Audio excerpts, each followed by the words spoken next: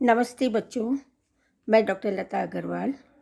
आज हम an outline of British imperialism and administrative policies 1858 to 1905 part 2 class B part third paper first modern Indian history के में Lord Liton की प्रशासनिक नीति या उसकी रिप्रेसिव प्रतिक्रियावादी नीति के बारे में हम पढ़ेंगे। लॉर्ड लिटन, थोड़ा सा बच्चों में पृष्ठभूमि के बारे में बता दूं। 1857 की क्रांति हुई और 1857 की क्रांति ईस्ट इंडिया कंपनी के भारतीयों पे बढ़ते जा रहे अत्याचार शोषण के विरुद्ध हुई थी। यही नहीं, ईस्ट इंडिया कंपनी ने सामाजिक परंपराओं, रीति रिवाजों आदि में भी हस्तक्षेप करना प्रारंभ कर दिया। सामूहिक रूप से संगठित होकर ब्रिटिश ईस्ट इंडिया कंपनी के अत्याचारों से मुक्त होना ही नहीं, उसे यहाँ से भारत से ईस्ट इंडिया कंपनी की राजनीतिक सत्ता को समाप्त करना उनका उद्देश्य रहा और परिणामतः 1857 की क्रांति हुई। परंतु राजा महाराजाओं के द्वारा कंपनी को सहयोग देने के कारण भारतीय अपनी संगठित नीति के अंतर्गत असफल हो गए। परिणामतः 1 नवंबर 1858 को रानी विक्टोरिया की घोषणा के बाद ईस्ट इंडिया कंपनी को समाप्त कर दिया गया और ब्रिटिश ताज के द्वारा भारत का प्रशासन प्रारंभ हुआ।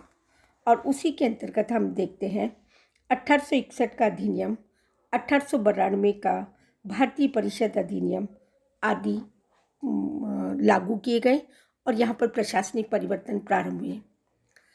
ब्रिटिश राज सत्ता ईस्ट इंडिया कंपनी से भी अधिक शोषणात्मक नीतियों की अनुयायी फॉलोअर रही है।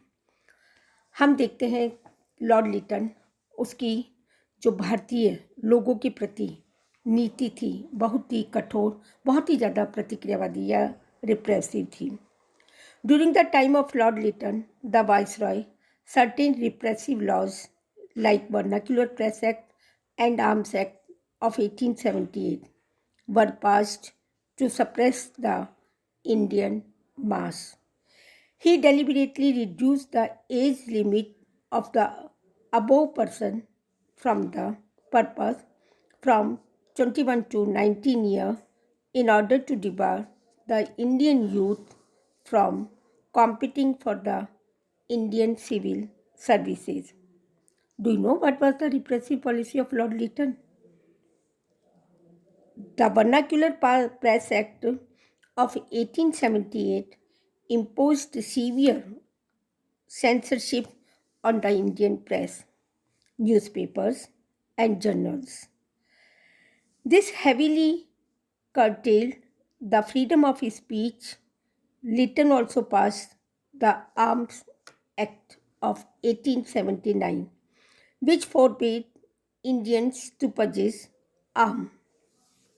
बच्चों, लॉर्ड लिटन की इस प्रकार की प्रतिक्रियावादी नीति के अंतर्गत रूढ़िवादी या इस नीति के समर्थक अंग्रेजी सर्वोच्चता को सुरक्षित रखने के लिए प्रजातीय विभेद किए गए।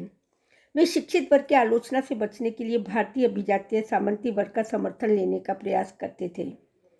1876 में जब लॉर्ड लिटन भारत के गवर्नर जनरल बनकर आए तो उन्होंने प्रजाति विभेद को बढ़ाना प्रारंभ किया और अंग्रेजी लोकप्रियता को अधिक लोकप्रिय बनाना प्रारंभ किया।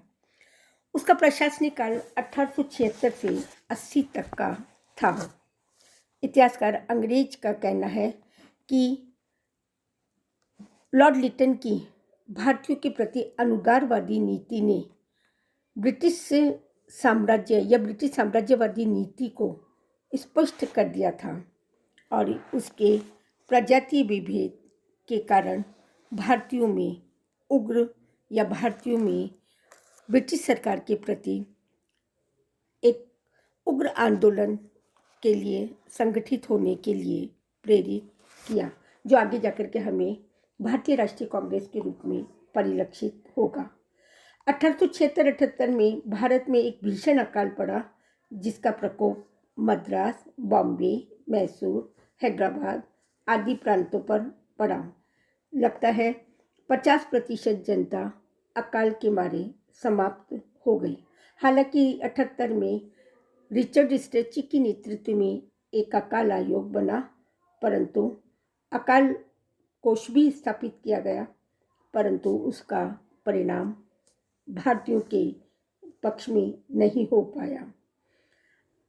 अकाल होते हुए भी उसने 1876-77 में इंग्लैंड की रानी विक्टोरिया ने भारत की साम्राज्ञी की उपाधि धारण की और इस कारण उसने 1 जनवरी 1877 को होने वाले शाही दरबार की घोषणा कर दी गई। इस शाही दरबार में लिटन और भारतीय समाचार पत्रों में विरोध प्रारंभ हुआ और परिणामतः जनता नए शिक्षित वर्ग का प्रतिनिधित्व कर सकी।